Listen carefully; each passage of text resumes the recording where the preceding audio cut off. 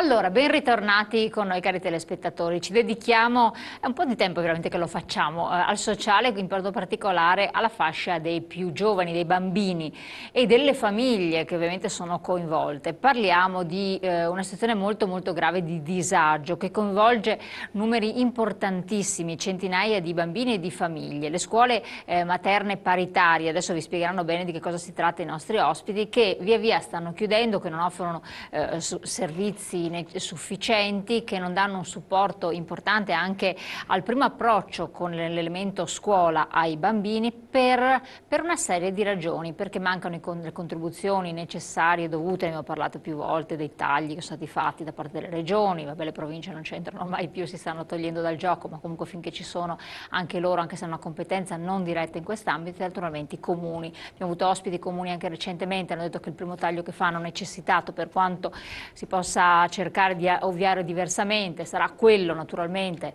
o al trasporto scolastico o alle scuole paritarie materne eccetera. I genitori dovranno in qualche modo arrangiarsi, e così poi via via abbiamo visto il sociale e altri ambiti dove si può in qualche modo intervenire, visto che adesso tra l'altro altri interventi non possono essere tagliati, perché se si parla di sicurezza idraulica lì devono metterci del proprio.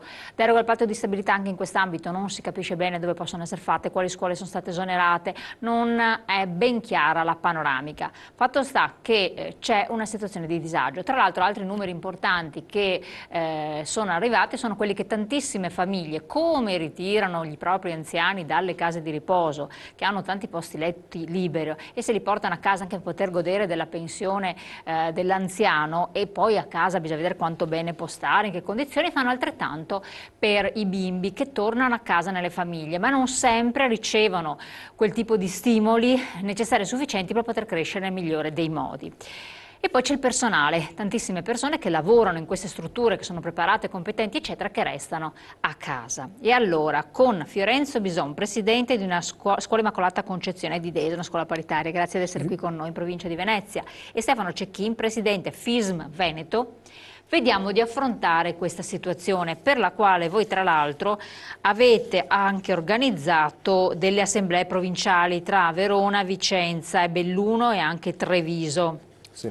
E i dati del Veneto sono 1073 scuole, 91.516 bambini tra i 0 e gli 6 anni di età, 9.280 dipendenti, oltre 100.000 famiglie venete coinvolte direttamente e quotidianamente. Allora, cos'è il FISM innanzitutto? Intanto vi ringrazio di essere stati invitati. FISM è la Federazione Italiana delle Scuole Materne. In questo caso stiamo parlando dell'associazione a livello regionale, perché è un'associazione che ha carattere nazionale. Contiamo più di 8.000 scuole, di queste 1.073, quindi diciamo circa 1.100 solo il Veneto. Materne sono gli cosiddetti asili, quelli che erano definiti una volta gli asili, Sì. cioè sotto i 6 anni, sotto la scolarizzazione Esatto. primaria. Diciamo insomma, sotto la scuola dell'obbligo, quindi al di sotto della scuola primaria, quindi della prima elementare, ci sta questo universo, perché è un vero e proprio universo, un sistema che va ad accogliere i bambini d'età compresa fra 0 e 3 anni all'interno dei nidi e tra i 3 e i 6 anni all'interno delle scuole d'infanzia, cioè le scuole materne.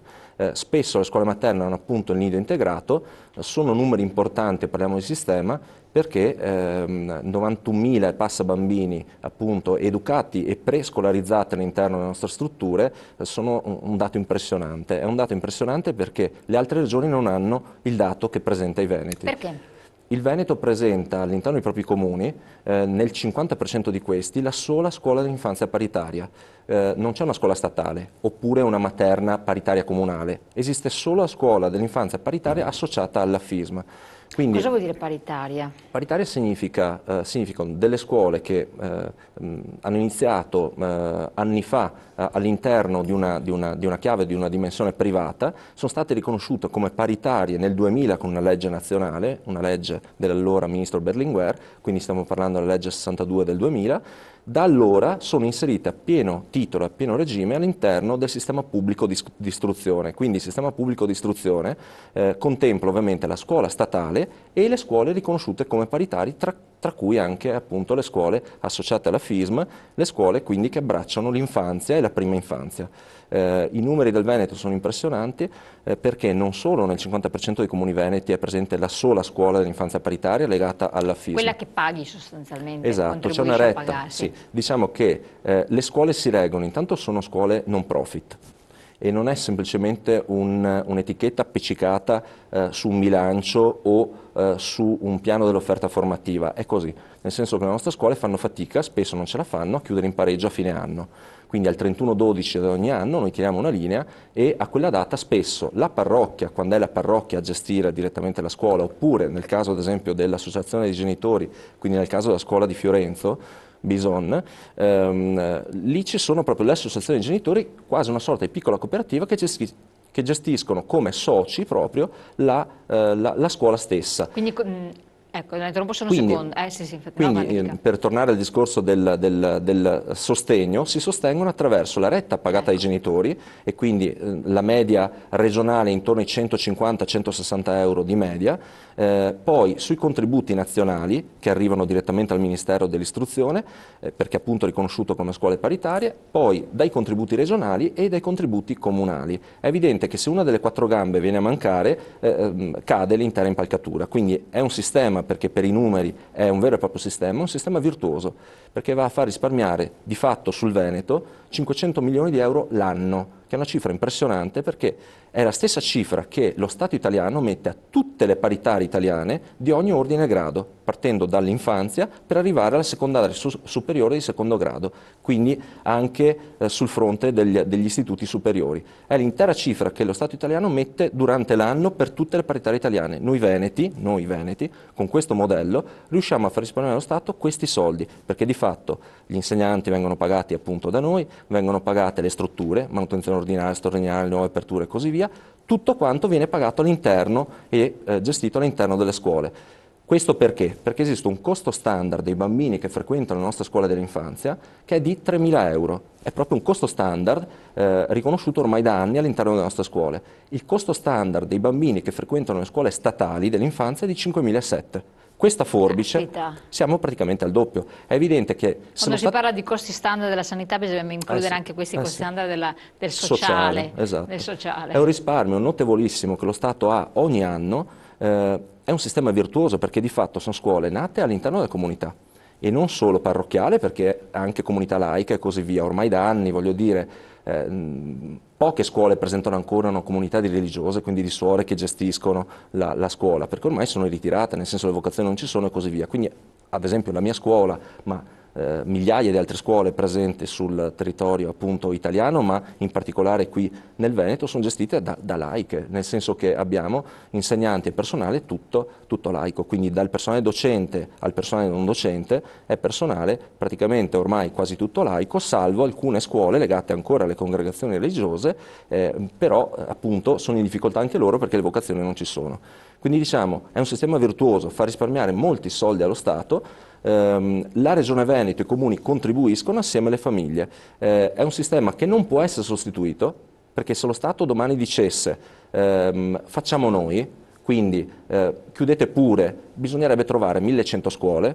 Per fare una scuola dell'infanzia con un nido integrato serve almeno 1 milione e mezzo di euro. Caspita, 1000 scuole, pensate voi, quindi non è assolutamente sostituibile. Solo per quanto riguarda le strutture, pensate al personale, perché dovrebbe essere poi personale pagato ovviamente come esatto, ma dallo personale Stato. formato. Sì, assolutamente, cioè il personale ha i titoli abilitanti per l'insegnamento, avendo anche un turnover abbastanza alto all'interno delle nostre scuole, Come mai? perché ovviamente il contratto FISM è un contratto che rispetto a quello statale presenta in sostanza una remunerazione un po' più bassa rispetto a quello statale, quindi abbiamo molti insegnanti che dopo aver fatto 2 o 3 anni di esperienza, aver fatto formazione presso la nostra scuola e così via, formazione anche sul campo, poi decidono di andare verso la scuola statale facendo concorso oppure nelle graduatorie ad esaurimento. Questo che cosa significa? Da un certo punto di vista è anche un danno per le nostre scuole perché ovviamente questo turnover qui non è sempre facilmente gestibile perché bisogna continuare a formare le nuove docenti che arrivano e così via e quindi investire su di loro, giustamente perché prima di tutto la qualità all'interno della scuola per i bambini e quindi le docenti sono fondamentali. Io dico, da un lato purtroppo perché abbiamo questa transumanza, definiamola così, degli insegnanti verso la statale, dall'altro è anche una ricchezza, perché abbiamo un corpo docente molto giovane e molto agguerrito e formato con gli ultimi titoli, quindi stiamo parlando di percorsi di laurea di 3 anni, 2 anni di specializzazione, master, post laurea e così via, e percorsi di idoneità molto forti. La formazione fatta dall'associazione da parte della FISM non è poi solo la formazione obbligatoria, la formazione destinata alla sicurezza dei bambini, alla sicurezza degli insegnanti, dei lavoratori e così via, ma è anche e soprattutto sulle tecniche didattiche, sui nuovi contenuti. Un corso che stiamo facendo, ad esempio, in FISM di Venezia, tanto per dare un esempio di anche innumerevoli altri corsi che vengono fatti, ma questo è particolarmente interessante, a febbraio è uscito il protocollo regionale da parte dell'ufficio scolastico regionale, quindi stiamo parlando del MIUR dello Stato in regione, al quale protocollo regionale sui bisogni specifici, sui disturbi specifici all'apprendimento e sui bisogni educativi speciali dei bambini, soprattutto dei bambini legati a questa fascia d'età 3-6. A questa redazione di questo protocollo è uno standard da applicare da parte delle scuole, da parte dei docenti nei confronti dei bambini in difficoltà. Quindi sono preparati anche Molto ad affrontare preparati. anche questo. Chiedo a lei, lei rappresenta quindi anche i genitori? Rappresento i genitori e i volontari. Perché nelle Cosa vuol nostre... dire anche i volontari? Perché abbiamo parlato di docenti che vengono retribuiti direttamente, certo. a questo punto, quasi direttamente, perché in realtà voi lamentate la mancanza di contribuzione. Ma ci sono anche volontari? Allora, le nostre scuole materne di oggi, scuole dell'infanzia, sono l'evoluzione degli asili, come lei ha ben detto poc'anzi. Questa evoluzione è stata fatta dalle collettività, dalle comunità, da chi nel territorio aveva l'esigenza di avere o desiderava ardentemente questa cosa come fatto educativo e formativo per i propri ragazzi. Nel tempo, evidentemente, la mancanza di suore come insegnanti o la possibilità di avere e tutta un'altra serie di cose ha fatto sì che il rischio di chiusura di queste realtà, che prevalentemente sono periferiche, cioè dove è antieconomico per qualsiasi comune o per qualsiasi realtà realizzare un qualcosa funzionante a costi ragionevoli, ebbene, chi ha realizzato queste strutture ha pensato anche di gestirle in proprio, con l'aiuto della FISM come indirizzo, eccetera, ha pensato di gestirlo in proprio e direttamente, mettendoci, oltre che la faccia, anche le proprie tasche e la volontà che questo che era fosse a disposizione di tutti effettivamente.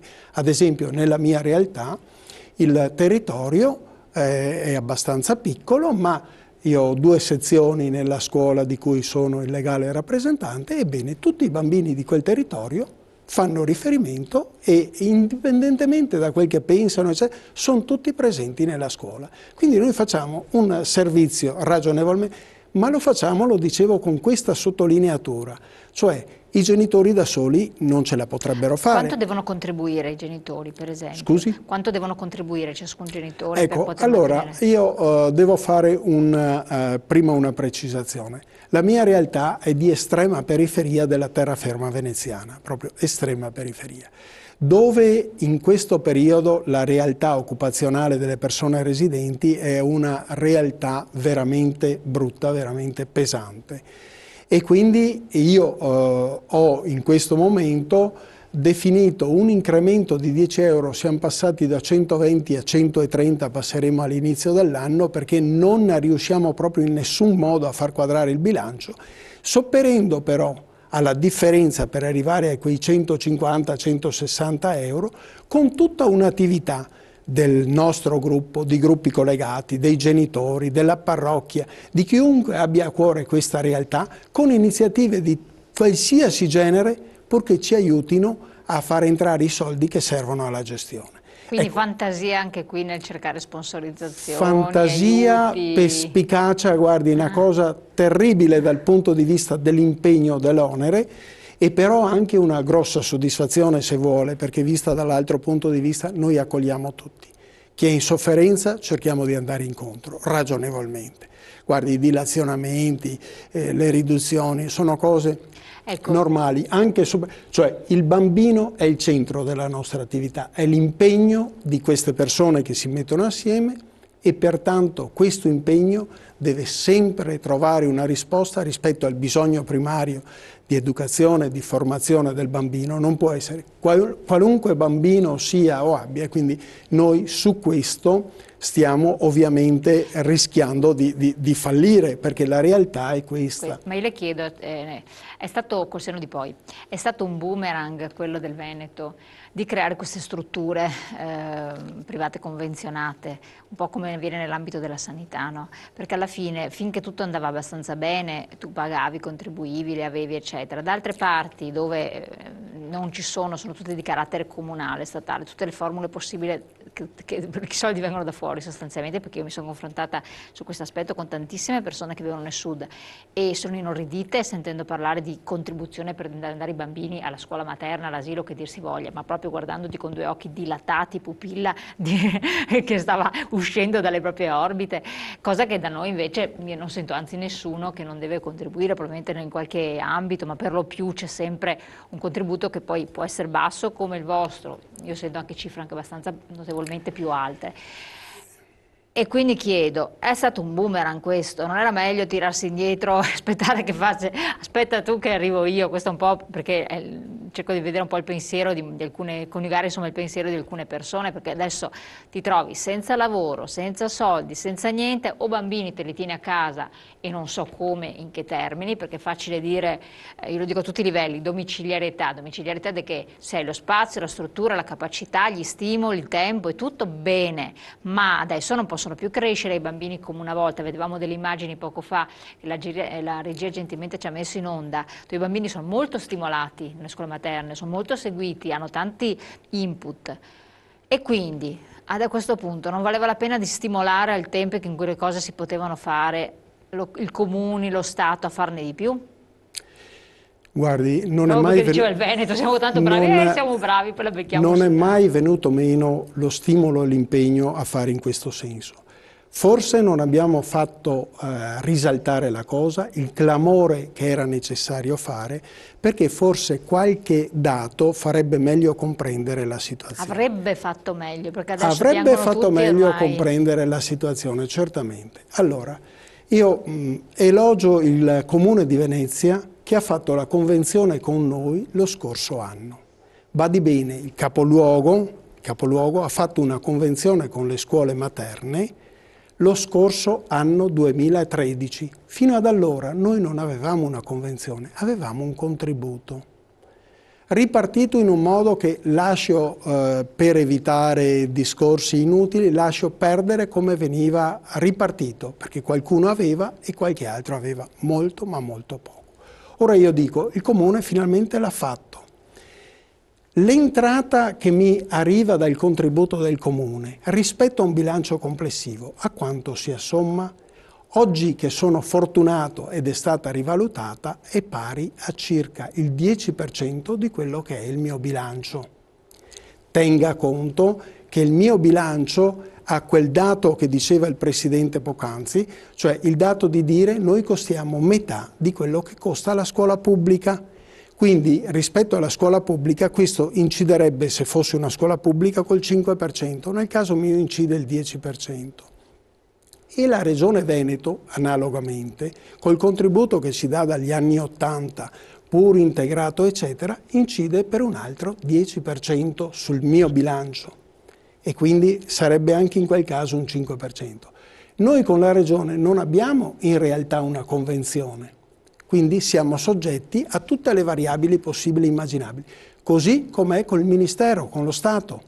Lo Stato, che nell'anno 2001 ci dava 535 milioni, arrivati poi fino a 539 un unico anno, sta continuamente abbassando questo importo e l'anno prossimo saranno 472 o 478 milioni complessivamente per tutte le scuole di ogni ordine e grado, che significa una riduzione, mentre da quegli anni ad oggi il mio bilancio è aumentato del 55% in termini di costi. Come dire, sul mio bilancio, quello che devo drenare dalla comunità, il termine è un po' brutto, ma è la realtà. La nostra insistenza per avere una scuola ed averla garantita, ed avere la qualità, ed avere la partecipazione, ed avere la formazione e l'accoglienza di tutti, significa che io devo chiedere almeno il 15-20% alla cittadinanza, alla popolazione, al resto di persone. Esatto, chiarissimo. Allora, io dentro un attimo abbiamo la pubblicità. Detto questo, avete capito che le tasse non sono diminuite, perché alla fine è inutile raccontarsela. Ti fanno comunque pagare di più, quindi una presa in giro ennesima. Pubblicità, torniamo insieme tra poco.